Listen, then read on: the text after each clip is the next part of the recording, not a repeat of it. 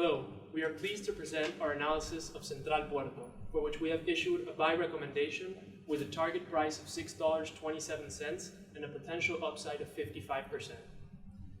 Central Puerto is one of Argentina's key players in the utilities industry, accounting for over 17% of private sector generation over the past year. Before diving deeper into our analysis, let's take a closer look at how we got here. In 1992, Argentina privatized its vertically integrated power industry and broke it up into three subsectors: generation, transportation, and distribution, and created CAMESA, a state-owned company, to coordinate it all. Since then, regulations have changed and multiplied into the many scenarios that coexist nowadays. The most relevant framework, commonly known as Energía Base, which accounts for over 88% of Central Puerto sales, awards dollar-denominated payments based on generation units capacity and power dispatch. However, since recent presidential elections that have led to one of the biggest one-day market crashes in recorded history, it remains to be seen if Fernández will change policy yet again. We have based our buy recommendation on three key pillars: a strong competitive position, an attractive growth prospect for the power market, and Central Puerto's intrinsic value based on its financials, valuation, and key investment risks. Central Puerto's strong competitive position traces back to 1992, when the company was founded with the strategically located Puerto complex. Since then, its installed capacity has grown over 200%, and Central Puerto turned into one of Argentina's four largest privately held generation companies, alongside Pampa, ICE, and Enel. Despite not having the largest fleet, its top-of-the-line generation units have a higher power outcome per megawatt than its competitors. Central Puerto's advantages are evidenced in many ways. Diversified, by operating both conventional and renewable power plants with 7 different types of technologies, its revenue streams are diversified amongst 5 different frameworks. Efficiency. Generation units efficiency and availability metrics have outperformed competitors by more than 10% over the last 5 years.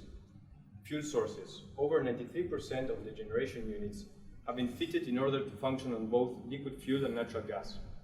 PPA. New renewable plants will increase PPA revenues by 50% on November 2020. And finally, location. Power plants are located near the demand in order to lower transportation costs. The power industry is responsible for delivering energy for multiple sectors of the economy, and thus becomes an essential part of a country's ability to develop. Therefore, it's no surprise that GDP growth and power demand growth have been strongly and positively correlated over the last 20 years. Based on the IMF's estimates for GDP, we were able to establish a 3.3 CAGR for Argentina's power demand growth for the following 5 years. In other words, Central Puerto will have the opportunity to keep growing to satisfy this demand. We'll now take you through our final pillar, which consists in understanding Central Puerto's intrinsic value by understanding its finances, its valuation, and its associated risks.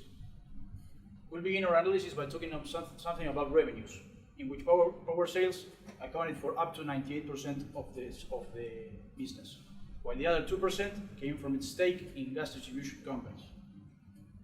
We are talking about a company that has invested more than $620 million in CAPEX in the past 5 years. This puts the company in an advantageous position, while if CAPEX plans are completed by 2020, these figures are going to be much more higher. Central Puerto's cost structure consists mainly of operational expenses, such as salaries, maintenance contracts, and administrative expenses, due to the lack of power prices, because CAMESA supplies the power in exchange for power tariffs that don't remunerate fuel at all. We also project better labor cost margins as renewable sources are going to take a much more important role in years to come in Argentine economy.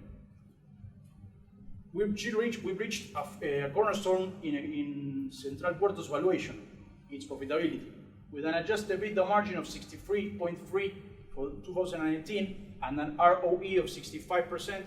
We assume that the company is allocating its resources in a very efficient way, and if this behavior continues, we're going to see a company which is with these metrics much higher.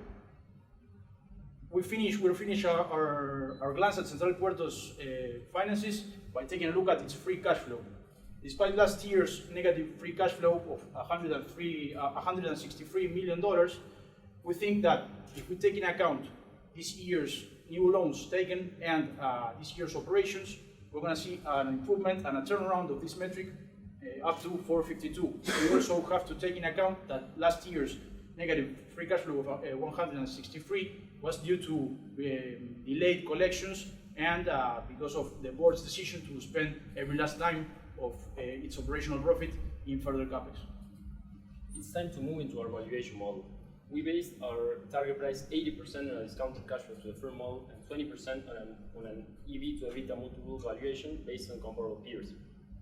We were able to simulate 3 different scenarios that radically affected revenue projections. And meanwhile, we relied on the EV to EBITDA multiple to mitigate valuation risks. For our base case scenario, we predicted a shift in the remuneration schemes based on the newly elected president's recent statements, in which capacity payments will be reduced by 12% and tariffs will be peso denominated and adjusted by inflation. Revenues were also affected by the dilution of Central Puerto's equity stake in all 3 of the Fonimemem plants. The remaining power plants, along with Piedra del Águila, whose concession we assume will be renewed upon its expiration in 2023, will remain with the current performance. In order to project costs, we calculated a cost to megawatt ratio and then applied those figures to each year's installed capacity. Regarding CAPEX, we based our analysis in 2 criteria. Maintenance CAPEX will be equal to D&A figures, and expansionary CAPEX will consider all the payouts necessary to complete each scenario's new power plants.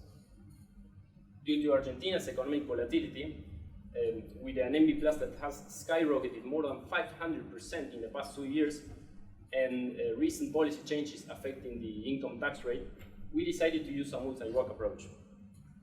We used the capital asset pricing model as well as the 10-year US Treasury bond to project the cost of equity.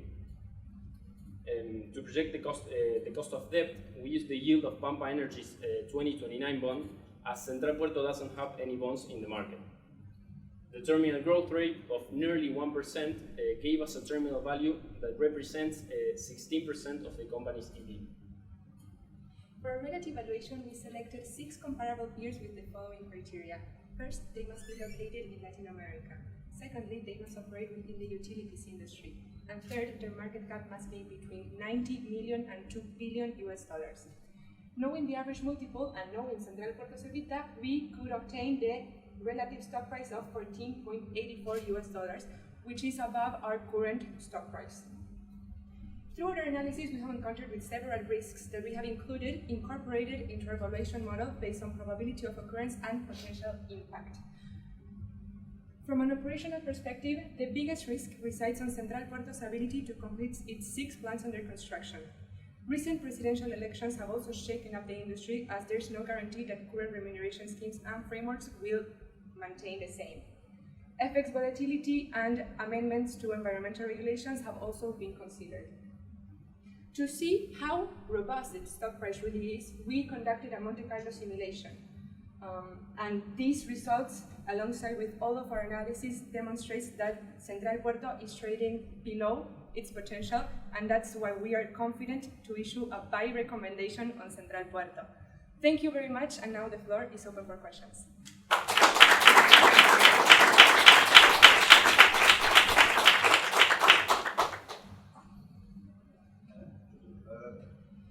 Given that, thank you for your presentation.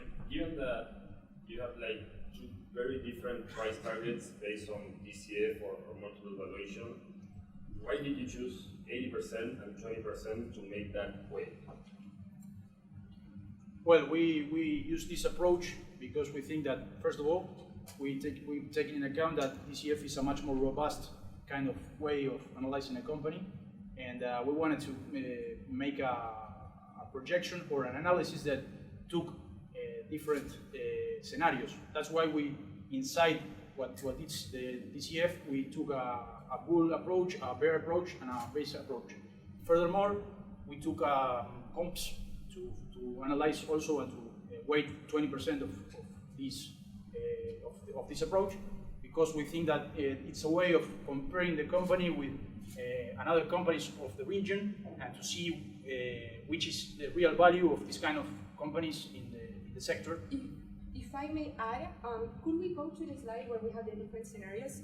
We weighted 80% the discounted cash flow because, as Lucas said, we could make explicit assumptions for each one.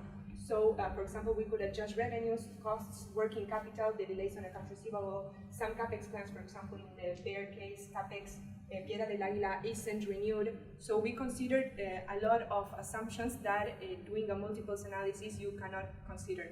So that's why we based more weight in the discounted cash flow, basically. Besides, we wanted to add another thing as the DCF, because we wanted to make sure that if there are any valuation risks, the EV to EBITDA multiple helped us to get a better value of the target price.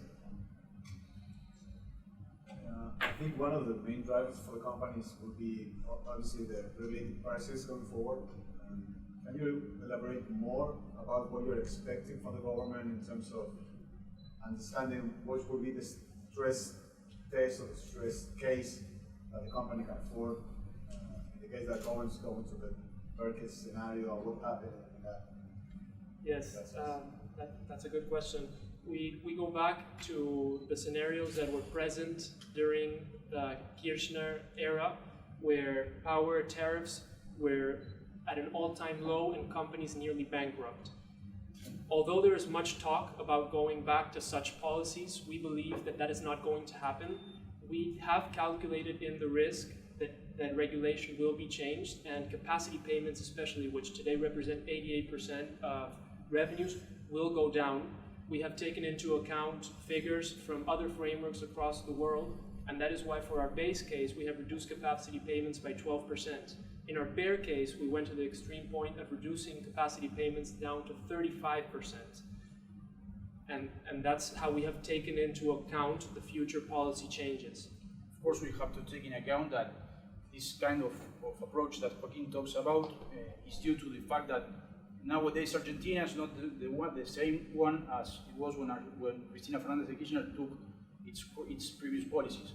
I mean, for example, we're talking about a company that controls 17% of the market share. So in the new scenario of a regulation that reduces energy prices further down, we think that if Central Puerto and the other companies that control the market sit down with the company and decide to, slow down, I mean, I think that that's going to play an important role. Basically, the bargaining power of this whole industry is high, so they could use it to their advantage to not let the government take the prices as low as if they were in the previous Kirchner era. And lastly, to finish off the idea, there has been a huge lack of investments during the period between 2000 and 2015. And what has happened is that the country has eaten up its installed capacity reserves. So there's going to be a need for new and constant investments in the years to come in order to accompany the demand growth.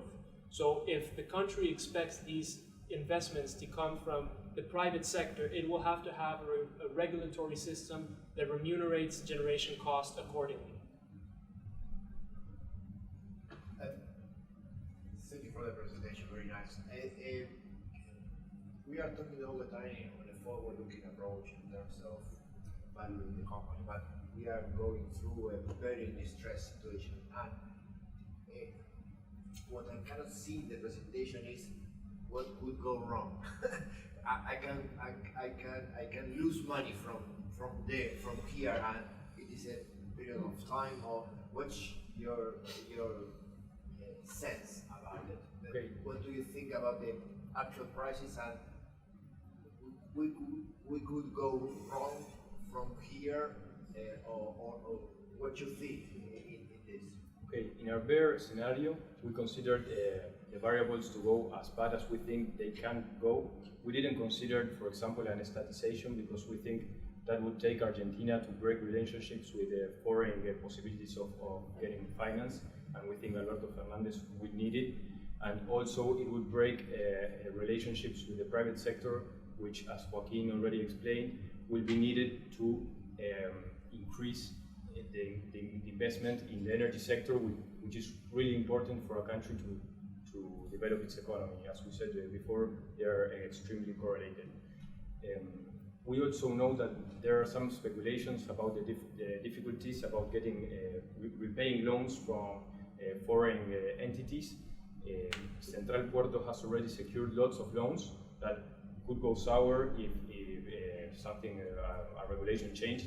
But the central bank already published a circular which allows companies which are financing renewable energy plants to get to buy dollars and to repay these loans. Moreover, we think that the market has already overreacted, so that the stock price is currently trading below what it should be. So we see a potential upside for maybe a hedge fund that needs to diversify its assets. So it is a risky asset, but we believe there's demand for it and that it will have a potential upside. Yes.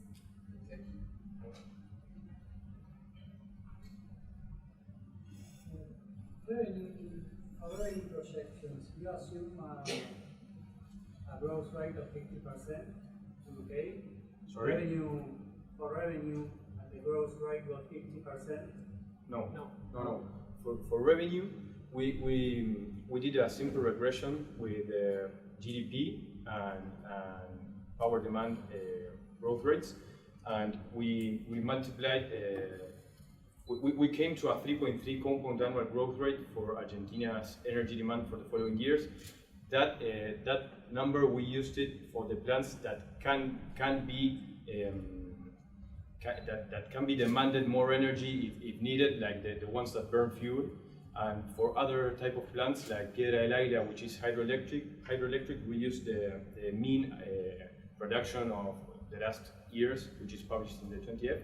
And for the renewable plants, we use the industry's standard. To elaborate on that number, just to clarify the 50% that you mentioned, the 50% makes reference to the increase in revenues that Central Puerto has had over the past year, and it actually makes reference to how much it has gone over the industry average. Okay, because yes, exactly. it's over average. Okay. Yeah, we're talking about a company that had a revenue growth, an exponential revenue growth that compared to peers, it's mind-blowing. So we have to take into account that we're in front of a company that it has a lot of potential. Also, we mentioned that PPA's revenues will increase 50%, but these revenues only represent 7% of the company's total revenues. And they will increase because Central Puerto currently has a lot of renewable energy projects under construction. One more minute. I have a question. You mentioned in the presentation that the company is currently going under 6 plant constructions, right? And when you showed the free cash flow projections, you showed a huge spike in 2019 compared to 2018, and then a stable. I mean, given that the company is undergoing this 6 plants construction, what are the scenarios that you consider that could put the company into financial distress or into pressure for not being able to repay the loans that have for those plants, or to keep on making all the expenditures for these plants? Well, as we mentioned, it would be difficult if the government wouldn't allow the company to buy the dollars to repay outside foreign loans. But we think it would be possible because of the circular the central bank recently. Thank you very much. Thank you for your time.